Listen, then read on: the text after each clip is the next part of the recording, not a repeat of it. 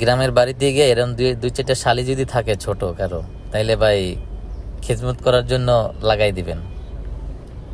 তো আমার একটা পাইছি কোনো রকম চাস্তো ধইরা, বলছি একটু আমার গাটা ভালো করে একটু পরিষ্কার করে দে সাবান লাগায়া, কিন্তু ও তো ভাই আমার কিছু করতে পারে না, দে আমার কাছে দে। লাস্ট মাস আমারই করতে হয়েছে।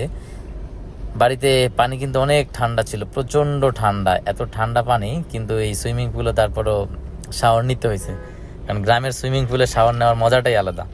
এই ঢাকা শহরে মনে করেন আপনার একটা মুরগির খোপের মধ্যে ওয়াশরুমে ডুইকা গোসল করা, আর এইখানে পুরো মনে করেন যে একটা মানে সমুদ্র মনে হয়, ছোট মোটো একটা সমুদ্রের ভিতরে সুইমিং করতে হয়েছি।